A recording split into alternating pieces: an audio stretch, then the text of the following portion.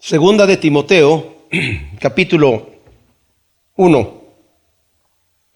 Vimos en la introducción de esta tremenda carta, esta es la última carta que escribe el apóstol Pablo, son sus últimas palabras.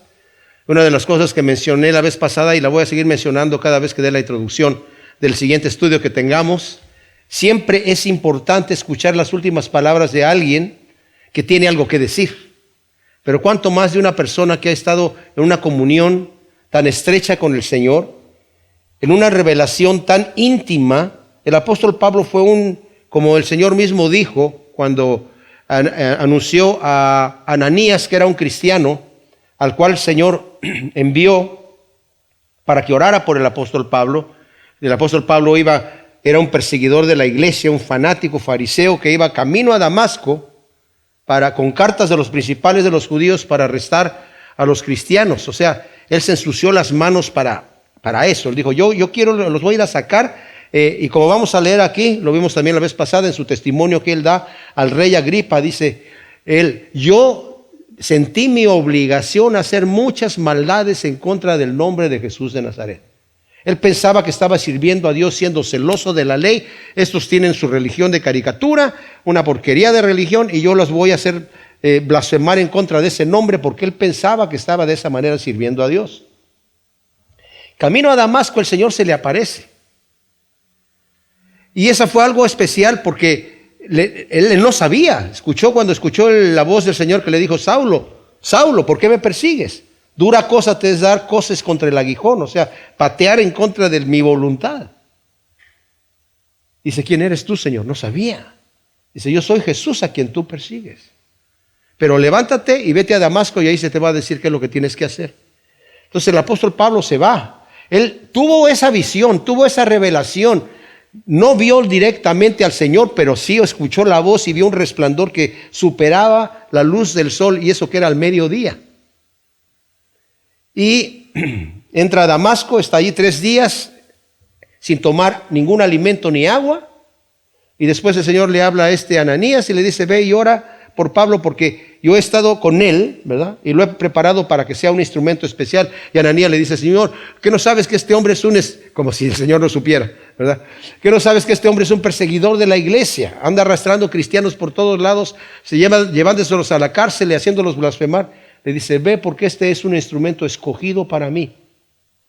Y ¿saben qué? El Señor a este terrorista, a este fanático fariseo, que jamás en su vida hubiera acercádose a un gentil entendemos por gentil todo aquel que no es judío, jamás en su vida hubiera hecho esto.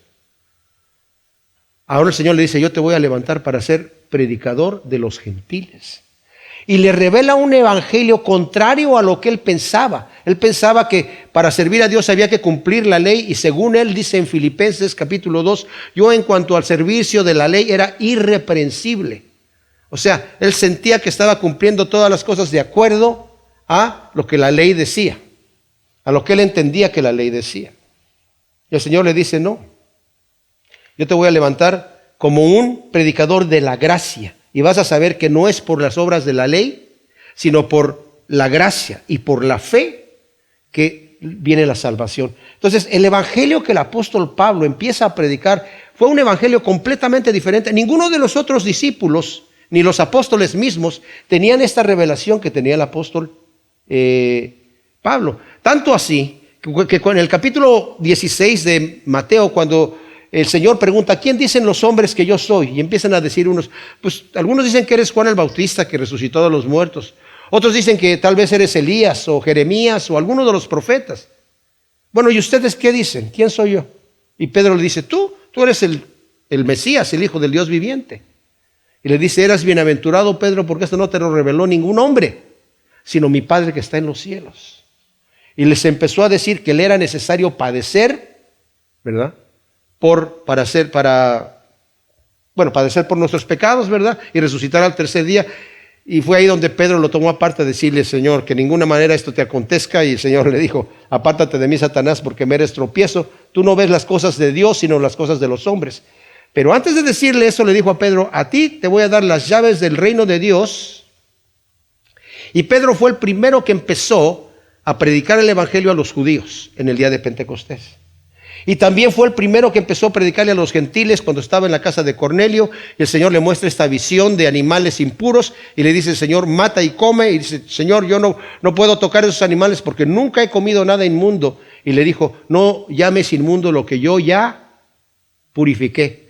Le hace esa visión 3 veces y él entiende, dice que el Señor le había mandado esa visión para mostrarle que él ahora iba a abrir la puerta para los gentiles para predicarles el evangelio. No obstante, Pedro, aunque él fue a la casa de Cornelio y les dijo, ustedes saben qué abominable es para un judío entrar en la casa de un gentil, pero el Señor me dijo que no les diga abominables a ustedes, ni les diga sucios, ni les diga nada, porque él ya los limpió, creo, parece. Entonces empezó a predicarles el evangelio y ellos recibieron el Espíritu Santo.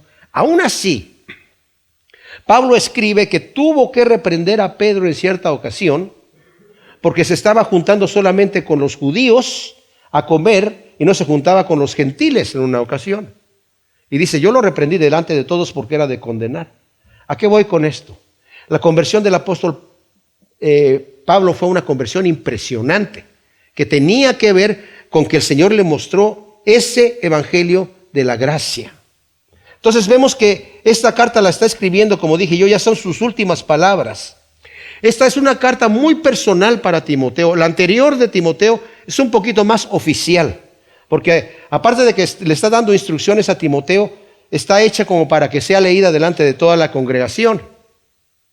Pero esta, aunque después Timoteo la incluyó para que fuese también leída en las otras congregaciones, es muy personal para Timoteo y a veces podemos entender mal lo que Pablo está enseñando aquí y lo vamos a cubrir parte de esto en lo que vamos a ver hoy.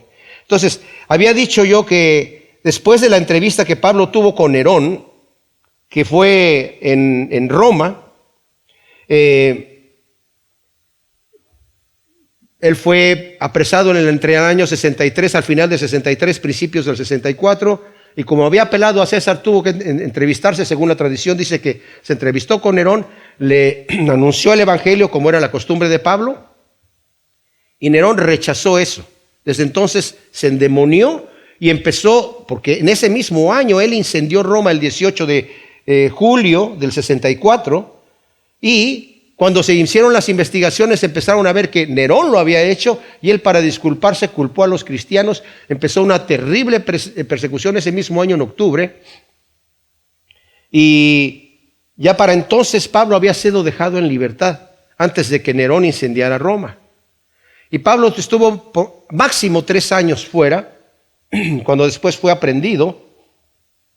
Y como dijimos, no sabemos si fue en Nicópolis, de acuerdo a Tito 3:12, ¿verdad? Que dice que él pensaba pasar el invierno ahí. En Troas, aquí 2 de Timoteo 4:13, donde pide que le traigan la capa y los pergaminos que dejó en Troas.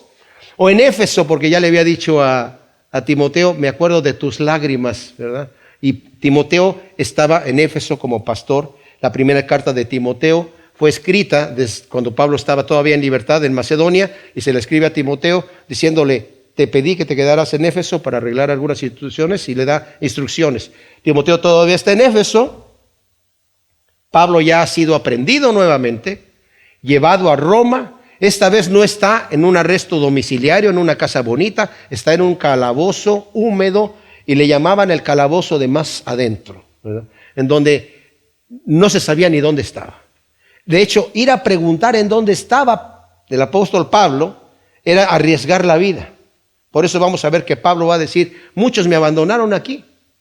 No es que abandonaron el camino de Dios, sino que simple y sencillamente no se querían identificar con alguien que ya estaba sentenciado a muerte. Y bueno, ¿qué tal si nos matan a todos? Mejor, Pablo, bueno, ya te tocó a ti. Y bueno, pero vamos a ver que no todos lo abandonaron de cualquier manera. Entonces, vimos hasta el capítulo 1 hasta el versículo 5, y vemos que Pablo, después de su salutación, está orando. Empieza con una acción de gracias y da gracias al Señor de que tiene una limpia conciencia Y mencionamos esto, que cómo puede tener una limpia conciencia si era un perseguidor de la iglesia. Bueno, porque pensaba que lo estaba haciendo para Dios, ¿verdad?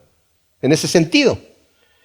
Pero dice, yo quiero verte, Timoteo, quiero verte. Fíjense lo que le está pidiendo el apóstol Pablo a este Timoteo. Yo quiero verte, en cierta forma, quiero que arriesgues tu vida para venir a verme a mí. Ojalá que pudieras hacer eso. Pero eso sabe Timoteo, que es arriesgar la vida. Ir a visitar a Pablo a Roma. Realmente no sabemos si tuvo la oportunidad de verlo o no. No hay ninguna evidencia de eso, ¿verdad? Pero dice, yo quiero verte para llenarme de gozo. Y el versículo 5, que es esencial para lo que entrar al versículo 6, dice, teniendo vivo el recuerdo de la fe no fingida que hay en ti. Timoteo, tú tienes una fe genuina. Hay muchos falsos. Hay muchos que andan diciendo que son y no son. Tú tienes una fe genuina, no fingida. Tengo ese vivo recuerdo que hay en ti, la cual habitó primero en tu abuela Loida y en tu madre Eunice, y he sido persuadido de que en ti también. Mencionamos que Pablo conoció a Timoteo. En su primer viaje misionero pasó por Listra, era de donde Timoteo era. Y ahí fue apedreado, compartió el evangelio, se quedó una iglesia pequeña fundada allí. Obviamente le compartió el evangelio a la madre y a la abuela de Timoteo y tal vez a Timoteo mismo también, que era un jovencito. Y después Pablo salió de allí y en su segundo viaje misionero, cuando ya viene ahora ya no con Bernabé sino con Silvano o Silas, pasa de nuevo ahí y ve el testimonio que tiene Timoteo, escucha lo que todos están hablando de él, ve lo maduro que está en el Señor y le pide que vaya con él en el ministerio. En el primer viaje, Bernabé se había llevado a su sobrino Juan Marcos, que es el que escribe el Evangelio de Marcos aquí, como compañero, pero él a las primeras tuvo miedo de la oposición que había y se regresó a su casa en Jerusalén. Él vivía en Jerusalén. Entonces se disgustó Pablo, pero continuaron su viaje, regresaron. Cuando iban a salir en el segundo viaje, le dijo a Bernabé, ¿vamos otra vez de viaje? Sí, vamos a llevarnos a Juan Marcos. No, Juan Marcos no, porque él nos dejó, ¿verdad? Y tuvieron un desacuerdo, entonces se fue con Silvano, Pablo, y se fue Bernabé con Juan Marcos por otro lado, pero no llevaban a su ayudante, que en este caso iba a ser este jovencito, y cuando llegan allí a Listra, ahí está Timoteo, vente con nosotros, ¿verdad? Necesitamos, y eso es importante, mis amados. Si el Señor nos está usando de alguna manera, es importante que podamos vertir en alguna otra persona lo que el Señor está haciendo en nuestra vida para que ellos continúen con la batuta adelante, ¿verdad? Entonces, diciendo, yo tengo este vivo recuerdo y por lo tanto le dice en el versículo 6, por esta razón. ¿Cuál razón? Que dice, he sido persuadido. Algunas de sus Biblias, la Reina Valera dice, porque estoy seguro que esa fe está en ti. Aparentemente no tiene mucho que ver, pero sí tiene que ver. Porque he sido persuadido significa que hay una tercera persona que está persuadiendo a Pablo. O sea, he sido persuadido por una tercera persona de que tu fe es genuina. No es de que estoy analizando tu fe y está muy bien. He sido persuadido. ¿Quién lo persuadió? El Señor mismo. Cuando vio el fruto dice, estoy persuadido, ¿verdad? He sido persuadido de que está esa misma fe que había en tu madre Eunice y en tu abuela Loida, que cuando recibieron el evangelio en medio de la persecución que estaba ahí en Listra, ellas fueron firmes, seguras, y estoy persuadido que está en ti por escuchando el testimonio que estoy viendo aquí, escuchando lo que toda la gente está diciendo y viéndote a ti, al estar contigo, escuchando lo que tú tienes que decir y cómo te comportas, estoy seguro. Entonces, por lo tanto, por esta razón te recuerdo que avives el fuego del don de Dios que hay en ti por la imposición de mis manos. Ahora, que avive el fuego del don de Dios que hay en ti. Déjenme decirles que Pablo, como dije la vez pasada, era un hombre de un carácter fuerte, firme, de armas tomar. O sea, vámonos con todo. Timoteo pareciera que era un poquito más, no diría yo débil, pero más tímido, no tan arriesgado como Pablo. Y eso nos deja de ver que el Señor tiene un ministerio para todos, independientemente de tu carácter y de tu personalidad. El Señor tiene un ministerio para ti y para mí, ¿verdad? Pero tampoco condenemos a Timoteo como si fuese un pusilánime que le tiene miedo a todas las cosas y no quiero, no, ¿verdad? Porque esa es una de las opiniones que se escucha mucho y a mí no me gusta escuchar esa situación. O sea, pero le dice que vive el fuego de Dios que hay en él. Esto puede sugerir, como muchos piensan, que Timoteo, por su carácter tímido, había dejado de alguna manera enfriar ese don que recibió de parte de Dios. Porque la palabra que es para que avives el fuego, anasopureo, significa literalmente encender otra vez, inflamar, o sea, soplarle a esos carboncitos que se están muriendo para que se avive el fuego. Pero tenemos que tener un cuidado en decir, bueno, es que ya se le estaba muriendo el fuego. No necesariamente. Es, como dije, un error asumir que Timoteo tenía un carácter pusilánime. Porque el apóstol Pablo, les digo una cosa, lo encomendó a trabajos y cargos que requieren un carácter humilde y amoroso, pero a la vez seguro y firme. Las cosas que le encargaba a Timoteo hacer eran las cosas que no se las puede dar a una persona muy temerosa, sino tiene que ser una persona que, va a meterse dentro de la batalla. Es como el atleta, les decía la vez pasada. Si tú ves un atleta que está corriendo y le puedes estar gritando, corre más a prisa, no te pares, no te detengas. Alguien puede decir que, se está deteniendo. No se está deteniendo. Simplemente le estoy echando porras para que siga adelante. O sea, enciende ese fuego, Timoteo. No te vayas a dejar achicar. No necesariamente que se estaba achicando. Y lo vamos a ver aquí, porque ¿saben qué? Lo tremendo de la palabra se explica sola. Nada más hay que leerle y saber qué es lo que dice el texto para entender si realmente lo que estoy escuchando que me están diciendo, por ejemplo, lo que yo estoy predicando aquí, ustedes tienen sus Biblias en frente de ustedes para que ustedes digan, eso que dice Alejandro, creo que sí es lo que dice la Escritura, o no, aquí ya se le pasó, porque yo estoy leyendo otra cosa, ¿verdad? Entonces, ustedes tienen que ser como los de Berea, verificando las Escrituras a ver si todo lo que yo estoy diciendo es así. Conocí un tremendo maestro de la palabra, Chuck Missler, que ya está con el Señor, y cuando él predica dice, yo no soy maestro de la palabra, yo solamente les estoy diciendo mi opinión, y no crean, y da como su proverbio, como dice Santiago, no crean nada de lo que les dice Chuck Missler, sino ustedes tienen que hacer su propia investigación. Entonces, no crean nada de lo que les dice Alejandro Alonso, pero ustedes también tienen que leer lo que les dice la Biblia. Entonces, dice aquí, el don especial que recibió Timoteo pudo haber sido el de la enseñanza y evangelización y supervisión de la iglesia. En el capítulo 4, por ejemplo, vemos en donde dice aquí, requiérote solemnemente en presencia de Dios, de Jesús el Mesías, destinado a juzgar a los vivos y a los muertos en su aparición y en su reino, predica la palabra, insta a tiempo y fuera de tiempo, redarguye, exhorta, reprende con toda paciencia y doctrina. Versículo 5, pero tú sé sobrio en todo, soporta los sufrimientos, haz obra de evangelista, cumple tu ministerio. O sea, Timoteo, esos son los dones que tú has recibido por medio de la imposición de manos. Dice, por medio de profecía y la imposición de mis manos y del presbiterio, en especial del apóstol Pablo, ¿verdad? En 1 Timoteo 4:14 también dice que había recibido esto por la imposición de manos del presbiterio. Dice, no descuides el don que hay en ti, que te fue dado por medio de la profecía y con imposición de las manos del presbiterio. Y aquí Pablo está diciendo con la imposición de mis manos. Ahora, esto de la imposición de las manos hay que tener mucho cuidado, mis amados, porque hay gente que cree o predica que yo he escuchado gente que dice, no, es que cuando tú tienes el don de imponer las manos, que ese don no está en ninguna lista de los dones aquí en la Escritura, dice, vas a sentir un cosquilleo y de repente, sí, pues como que están llenas de poder, a ver, Shazam, ahí está imponiendo las manos y como si yo fuera a pasar algún tipo. Yo he escuchado gente, ven que te voy a pasar la unción. Uy, ¿verdad?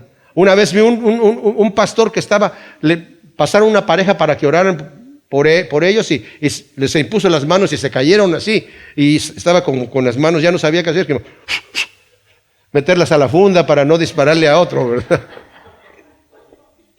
Así.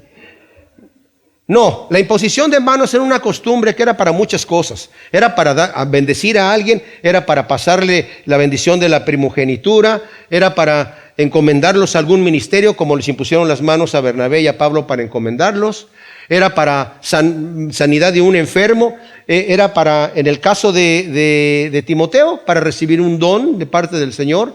Era para muchísimas cosas. En otras ocasiones, en el Antiguo Testamento, cuando iban a apedrear a alguien porque había hecho algún crimen digno de muerte, le imponían las manos también y luego lo apedreaban. O sea, eso de imponer las manos era un ritual, era una señal, pero no que tuviera algo especial. Solamente lo digo para que no inventemos algo acerca de la imposición de las manos. Dice el versículo 7, porque no nos ha dado Dios espíritu de cobardía, sino de poder, de amor y de dominio propio.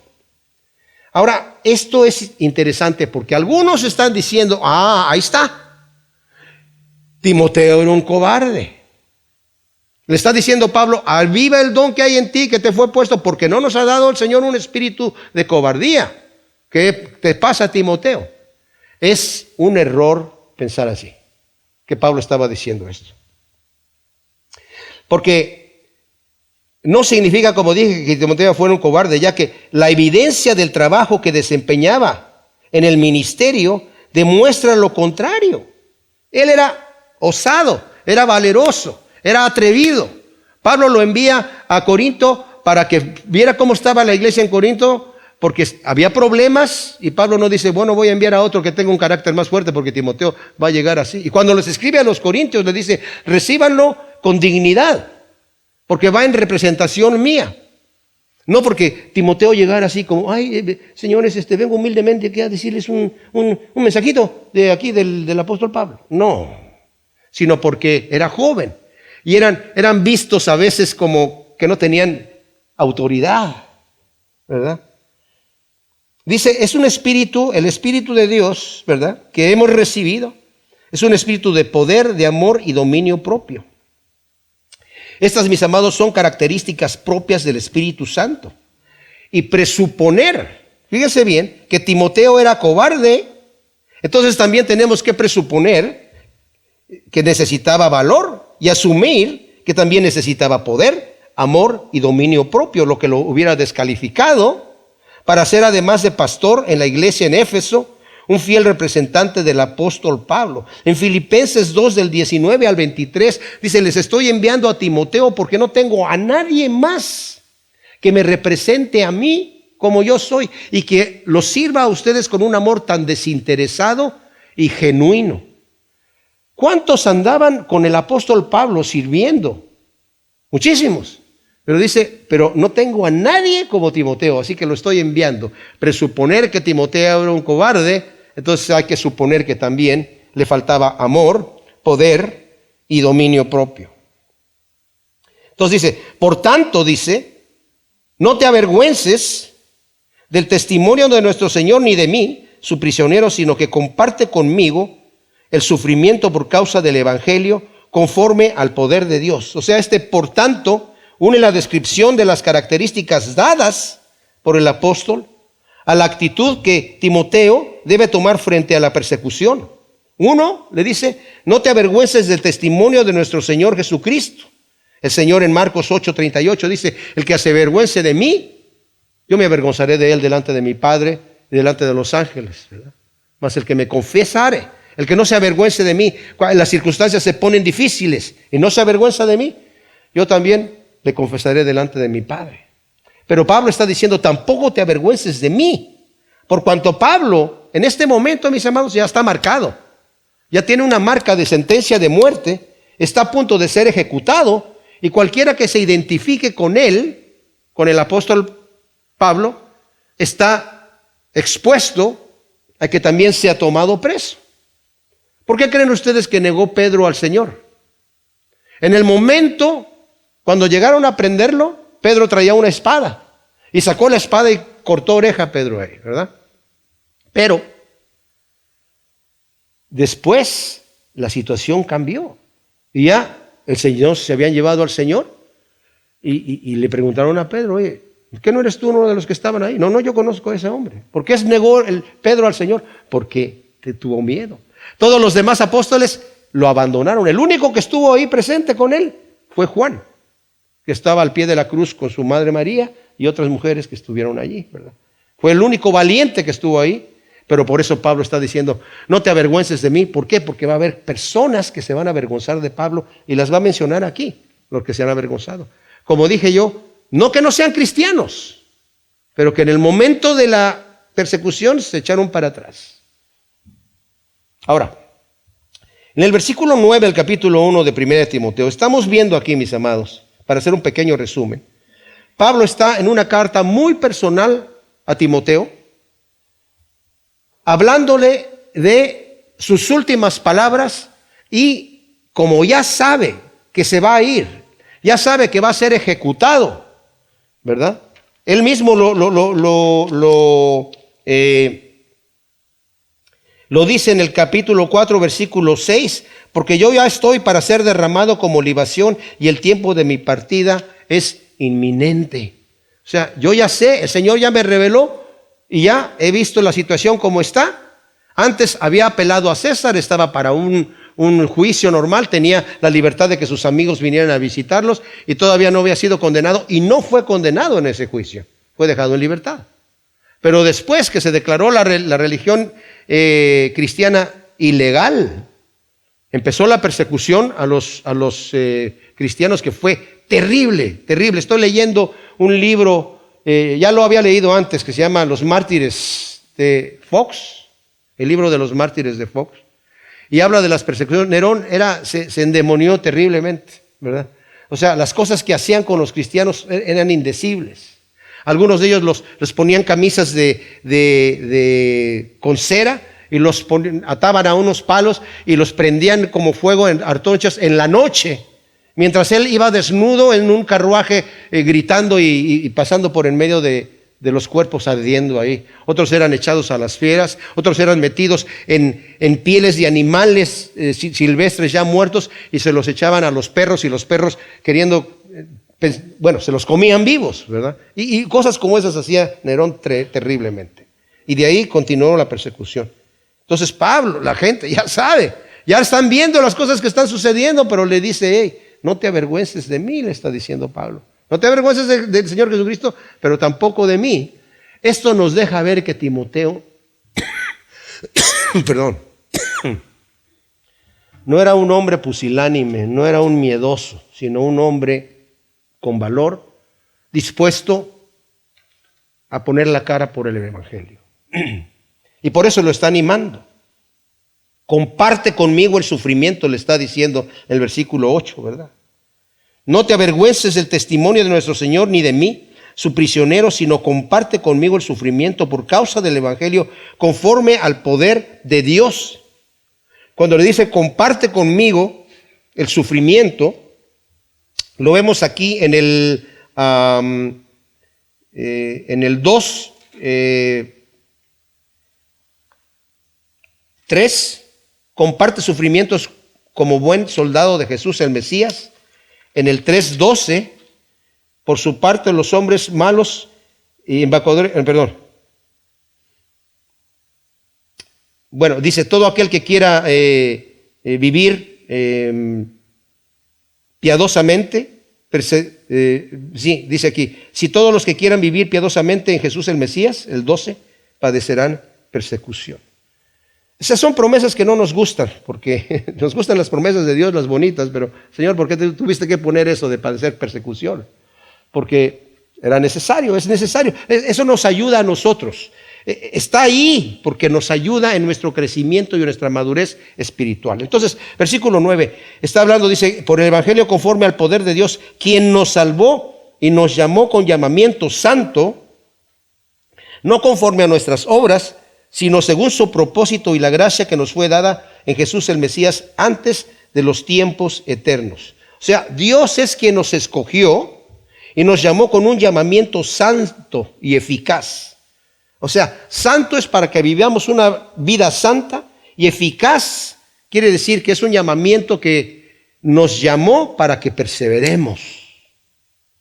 Hay gente que han sido llamados, pero no del llamamiento este. O sea, cuando el Señor se refiere a que muchos son llamados y pocos escogidos, no se refiere a llamados a seguirlo a Él, sino se refiere, por ejemplo, a los de las bodas que fueron llamados y no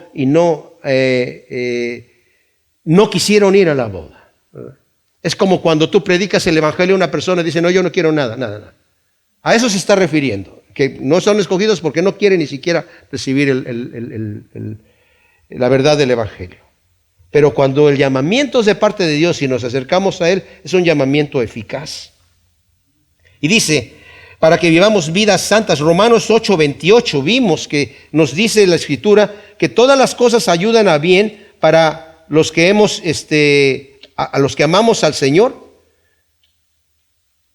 Y nos dice, a los que conforme a su propósito son llamados, porque a los que antes escogió también los predestinó a ser de la misma forma de la imagen de su Hijo, para que Él sea el primogénito entre muchos hermanos. En Efesios 1:4 también nos está hablando que el Señor nos llamó para que vivamos vidas santas, ¿verdad? Es un llamamiento santo, dice, según nos escogió en Él antes de la fundación del mundo, para que fuésemos santos y sin mancha delante de Él. Primera de Pedro 2:9 dice que nosotros somos nación escogida, nación santa, preparados para buenas obras, para llevar las verdades del Evangelio, ¿verdad? Esto lo hizo Dios no por ningún mérito nuestro, sino según su propósito. Según Él lo quiso hacer, por su voluntad, para la alabanza de la gloria de su gracia. Yo creo que uno de los pasajes más hermosos en la Biblia están en Efesios capítulo 1, del versículo 3 al 7. Bendito el Dios y Padre de nuestro Señor Jesús el Mesías, quien nos bendijo en los cielos con toda bendición espiritual en el Mesías, según nos escogió en Él antes de la fundación del mundo, para que fuésemos santos y sin mancha delante de Él, habiéndonos predestinado en amor para ser adoptados hijos suyos por medio de Jesús el Mesías, según la complacencia de su voluntad, porque así lo quiso hacer, para alabanza de la gloria de su gracia, para que alabemos la gracia que gratuitamente el Señor nos quiso dar, lo que no merecíamos, que nos concedió gratuitamente en el amado por medio de Cristo, en quien tenemos la redención por su sangre, el perdón de los pecados, conforme a las riquezas de su gracia. ¡Qué tremendo! O sea, no te avergüences del Señor, quien nos salvó con llamamiento santo, no conforme a nuestras obras, sino según su propósito y la gracia que nos fue dada en Jesús el Mesías. Dice, desde tiempos eternos. O sea, eso estaba desde la eternidad, ya planeado. Desde tiempos eternos el Señor planeó darnos esta gracia. Luego el versículo 10 dice, pero ahora manifestada mediante el aparecimiento de nuestro Salvador, Jesús, el Mesías, el cual abolió la muerte y sacó a la luz la vida y la inmortalidad por medio del Evangelio, para el cual yo he sido constituido predicador, apóstol y maestro. O sea, esta gracia que fue destinada a nosotros desde la eternidad, fue manifestada a su debido tiempo mediante la aparición de nuestro Salvador, Jesús el Mesías. Aquí en el 2:5 dice, así también si alguno compite como atleta, ¿por qué lo tengo aquí?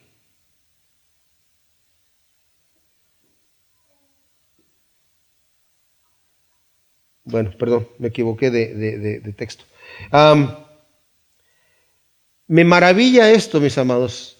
Ustedes saben que el mensaje del Evangelio está desde Génesis, desde la época de Adán y Eva, cuando el Señor maldice a la serpiente, ¿verdad?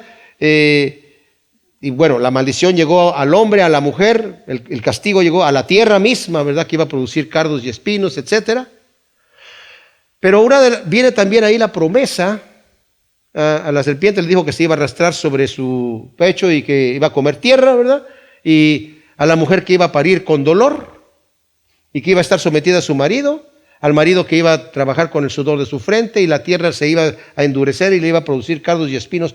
Pero dentro de esa maldición vino también la promesa de la redención, donde le dijo a la mujer, y pondré enemistad entre ti y la serpiente.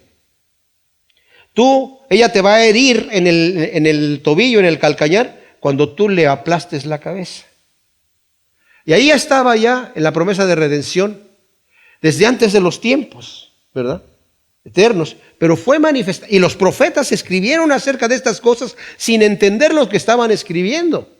Y se les dijo, según nos dice la Escritura, que no era para ellos lo que estaban escribiendo, sino según el Espíritu de Cristo que moraba en ellos, estaban escribiendo sin entender lo que estaban escribiendo.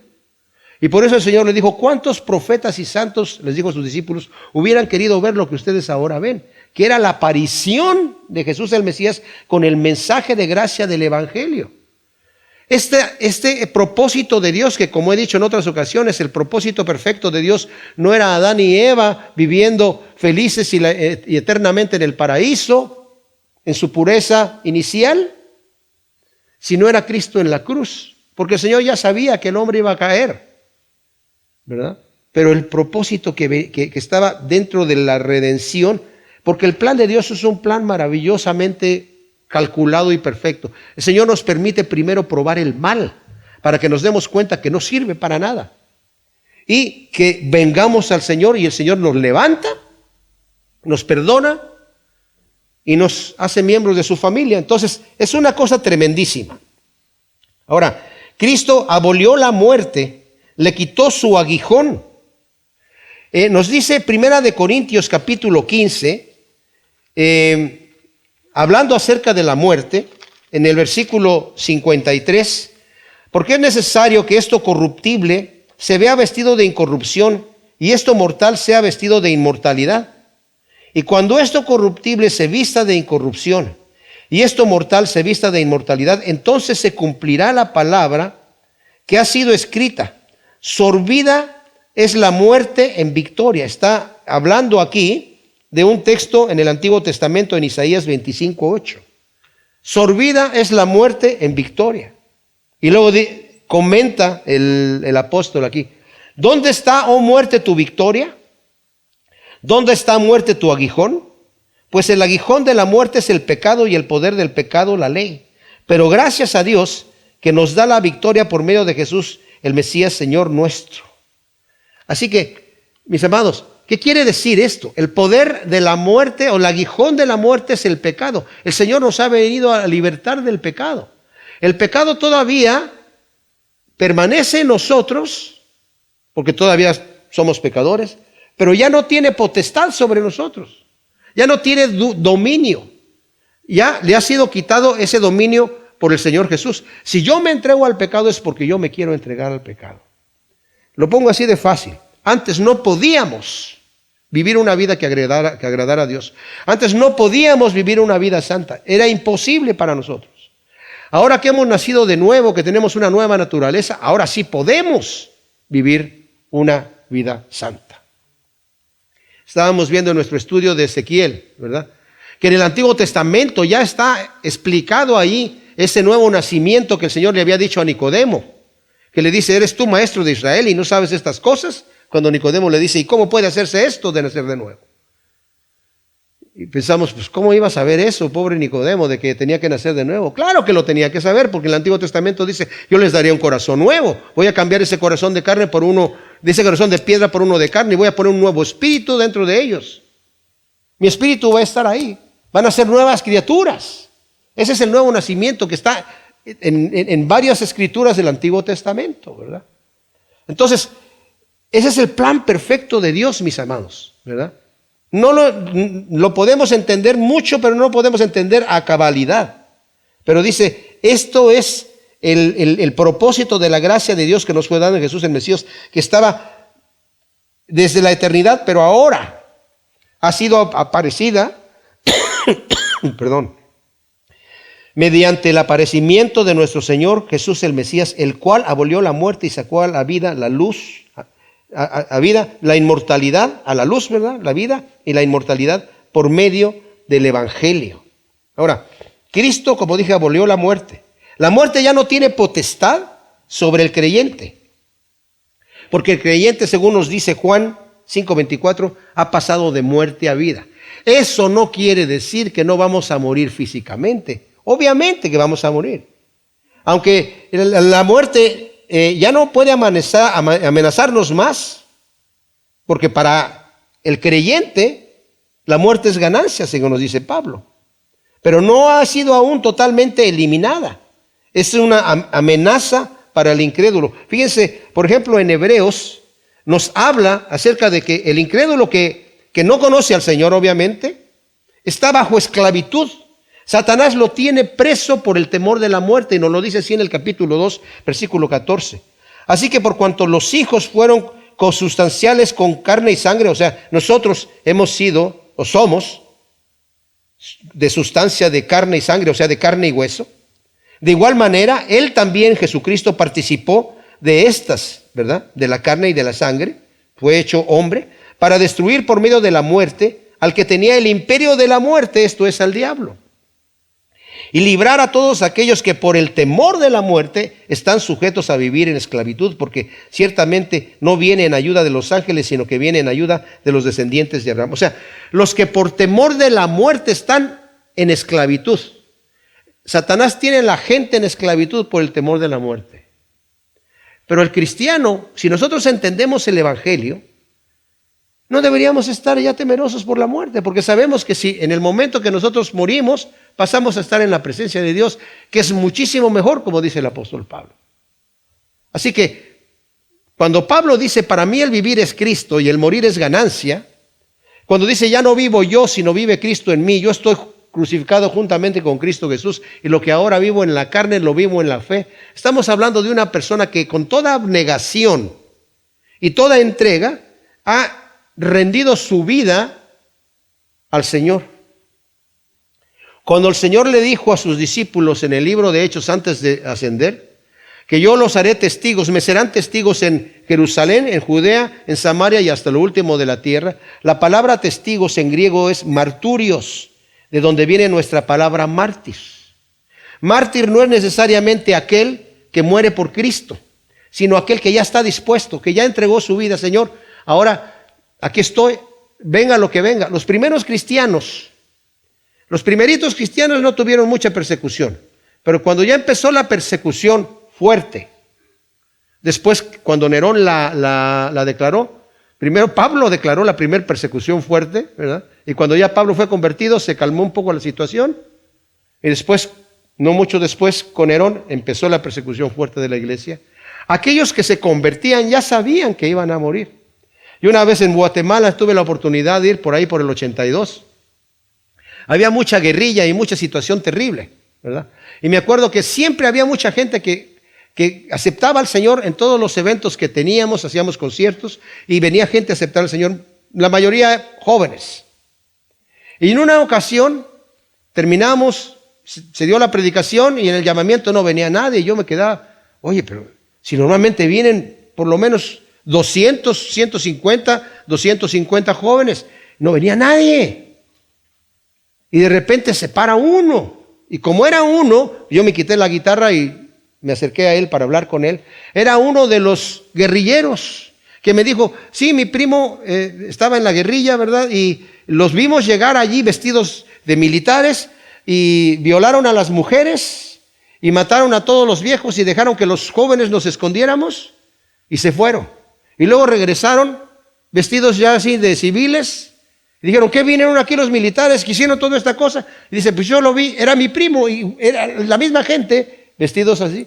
Y o nos uníamos a ellos o nos mataban. Dice, y yo me uní a esos. Y yo empecé a hacer lo mismo. Dice, ahora, pero ya, dice, me van a matar, pero yo quiero recibir a Cristo como Salvador. Le digo, no, a lo mejor no te matan, vamos a orar. No, dice, no, que no me importa si me matan. Ya estoy cansado de esta situación. Yo quiero recibir a Cristo. O sea, este joven sabía de cuando pasó a aceptar al Señor, le van a matar. Y estos cristianos sabían. Y Pablo está diciéndole a Timoteo, no te avergüences, ¿verdad? Y Timoteo estaba en esta situación, ¿verdad? Entonces, ¿por qué? ¿Cómo tenían este tipo de fe? ¿Cómo tenían este tipo de seguridad? Porque sabían que han pasado de muerte a vida. Si ustedes leen, si tienen la oportunidad de leer este libro de los mártires, ¿verdad? Lo que le contestaban los mártires a los verdugos y a los tiranos que los querían hacer blasfemar, les decían, mira, ¿por qué te tengo que contestar? Era como los tres amigos de Daniel, que a Nabucodonosor le dijo a Nabucodonosor, si ustedes no adoran la imagen mientras escuchan la música, los vamos a echar en el horno. Y le dijeron a Nabucodonosor, mira, ni siquiera nos interesa contestarte, pero te vamos a contestar. Nuestro Dios es capaz de librarnos y si no nos libra, de cualquier manera no lo vamos a hacer.